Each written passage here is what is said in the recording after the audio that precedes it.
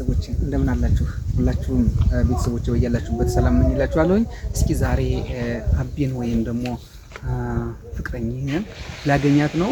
ደውላልኛለች። እስኪ ምን እንደምትለኝ አላውቅም።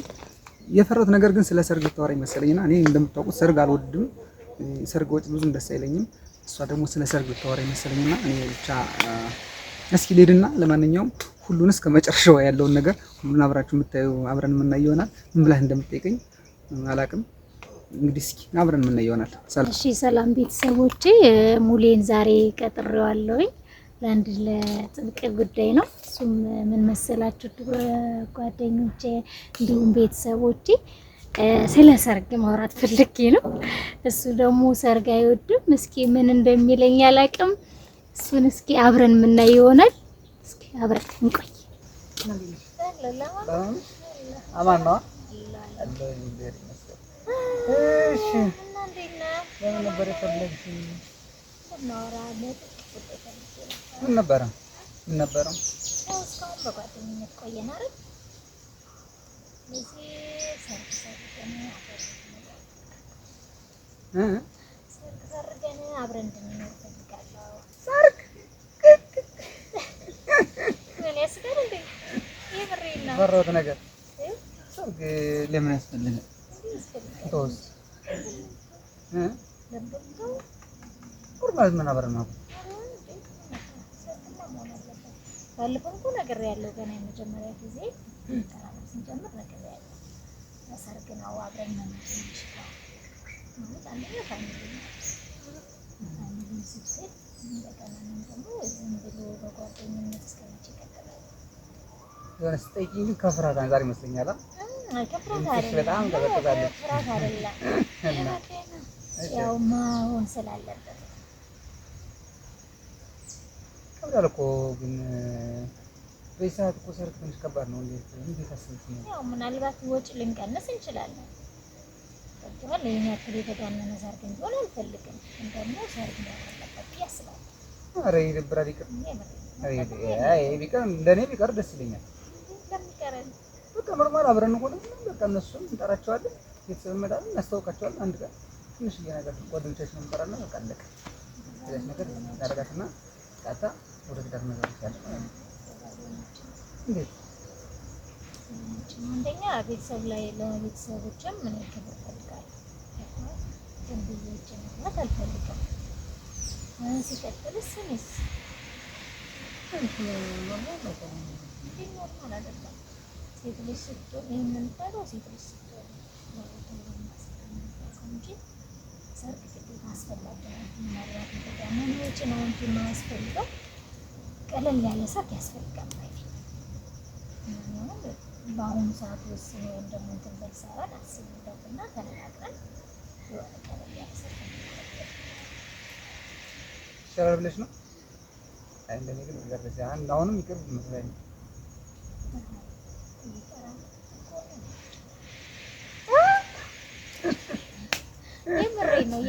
ሌላ ችግርማ ምን ይሆናል ብለሽ ነው? አይ እኔ ምንድን መሰለሽ ሌላ ችግር ለመፍጠር ነው አይደለም። ወጫችንን አመጣጥን ለመኖር ወጭ ማመጣጥን አለብሽ።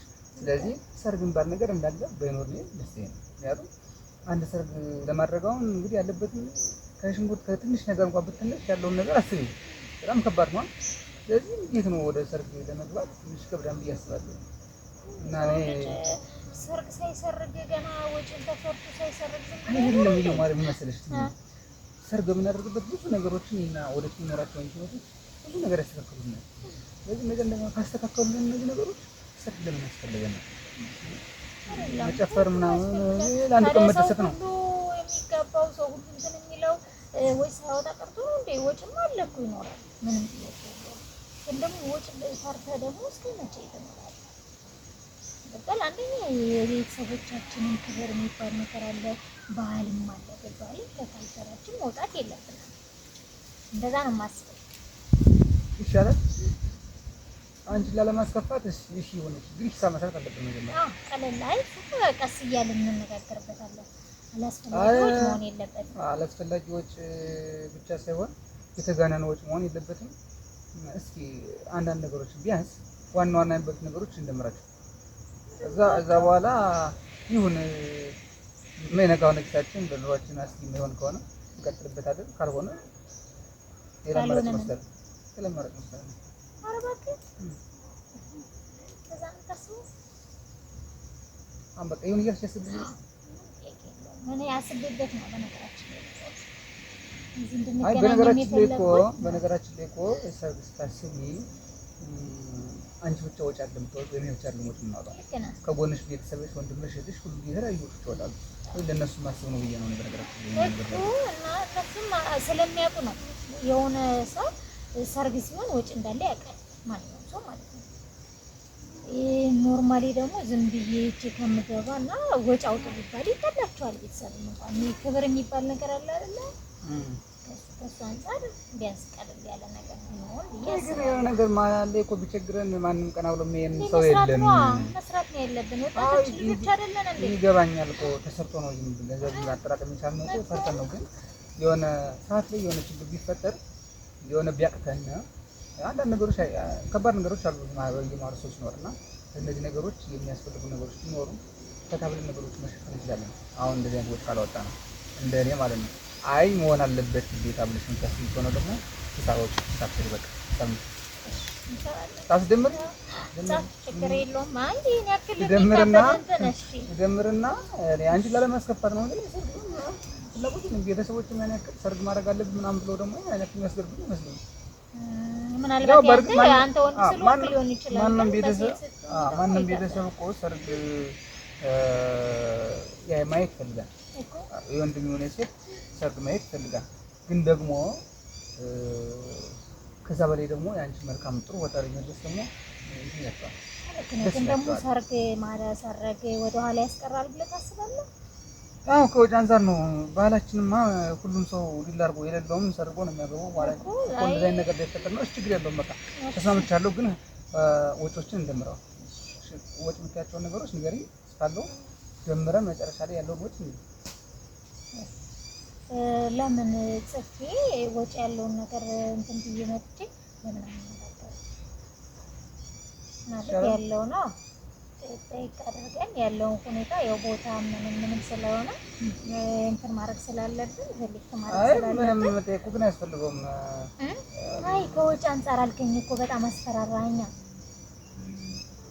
እሺ በቃ እንዴ ደምሮ መስካለሽ አሁን የሚልሽን ነገር የምታስቢው ነገር መቅረት የለበትም የምትይው ነገር እንደምረውና ንገሪኝ። አንደኛ ምን አለ ከቀላል ነገር ስንጀምር ያው ከብት ምናምን ያስፈልጋል አይደል?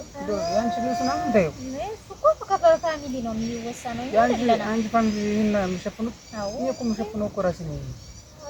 እንግዲህ ራስህን ጻፍ። እንደዛ ከሆነ እኮ እኔ ጋር ያለው ነው አሁን እንትን በቃ ያንቺ እንትን እሱም እኮ ቤሎ ያስፈልጋል። እሺ ቤሎ ነው ቤቱ እንደገና የሙሽራ ልብሶች የእንትን የሚዜዎቹ ማለት ነው። የሚዜ ልብስ ሌላስ? የመስክ ፎቶ ሶስተኛ የመስክ ይሄ በእኛ እንኳን እንትን የሚባል ማለት ነው።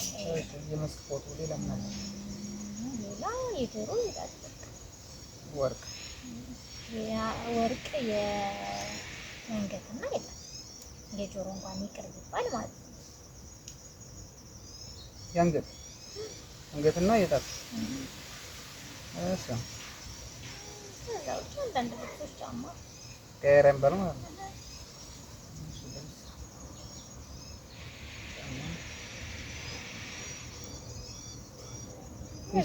ሚስታሰ ደግሞ የኔን በጀርባ አለ ማለት ነው።